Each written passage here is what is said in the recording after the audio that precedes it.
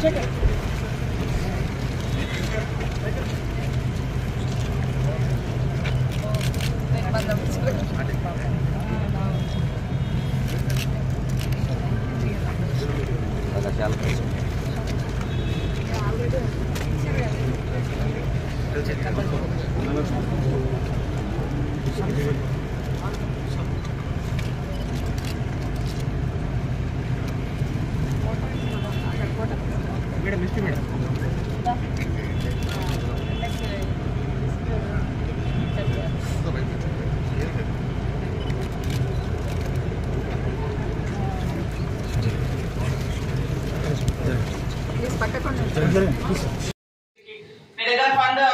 తక్కువ ఉంటాయి, ఇబ్బంది ఉంటాయి కాబట్టి అట్లాంటి మాకు దృష్టి తీసుకొస్తే ఎందులో ఒక దాంట్లో ప్రొవైడ్ చేసి మేము అది క్లియర్ అడ్జస్ట్ చేసి ఇస్తాం, ఇబ్బంది ఉండకుండా.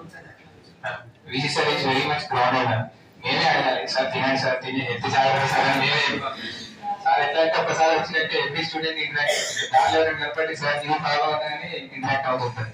కొన్ని విషయాలు మేమే గుర్తు చేయాల్సి వస్తుంది. సార్ మీరు డిన్నర్ చేసినా చేయండి సార్, ఎత్తి జాగ్రత్త అని చెప్పాల్సి వస్తుంది సార్. సో రివర్స్ అయిపోయాయి. ఇంతమంది పిల్లలు అంటే చాలా అదృష్టం సార్. సమస్య వచ్చేసి మేడం క్యాంపస్ లో డ్రైనేజ్ సిస్టమ్. డ్రైనేజ్ సిస్టమ్ మనం క్యాంపస్ లో మీరు వస్తున్నారని చెప్పేసి ఒక 2 days వరకు క్లీన్ చేస్తే ఓకే అని అనిపిస్తుంది మేడం. ఒకవేళ రైనీ సీజన్ స్టార్ట్ అయినప్పుడు మీరు ఒకవేళ వాన పడినప్పుడు క్యాంపస్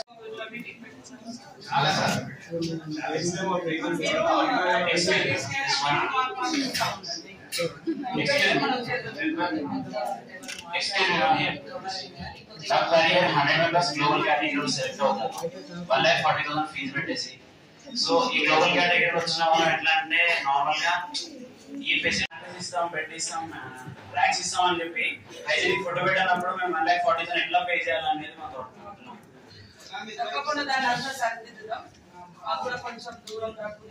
సబ్మిషన్ వాళ్ళు చాలా రకాలుగా ప్రాబ్లమ్స్ చెప్పారు. యాక్చువల్లీ నిజంగా వాళ్ళది ఇది పాత యూనివర్సిటీ, ఇన్ఫ్రాస్ట్రక్చర్ కూడా పాత. మనం 2024 లో ఉన్నాము కాబట్టి ఇది అప్డేషన్ కావాలి. వాళ్ళు ఇంటర్ 8 లో స్టార్ట్ అవుతున్నా. సో అవన్నీ పాత ఇన్ఫ్రాస్ట్రక్చర్ ఉంది. అప్పుడు ఇంటేక్ కూడా తక్కువ, ఇప్పుడు ఇంటేక్ ఓవర్ ఇంటేక్ ఉంది మనకు. సో ఈ కెపాసిటీ, ఈ స్ట్రెంత్ వాటి ఇన్ఫ్రాస్ట్రక్చర్ లేవు కాబట్టి ఇది రకరకాలుగా ఇష్యూస్ వాళ్ళ పిల్లవాళ్ళు చాలా ధైర్యంగా కాన్ఫిడెంట్ గా చెప్పారు. అవన్నీ ఆల్రెడీ మేడం దృష్టిలో కూడా ఉంది. మన దీని మీద డిసిజన్ కూడా తీసుకుంటాం.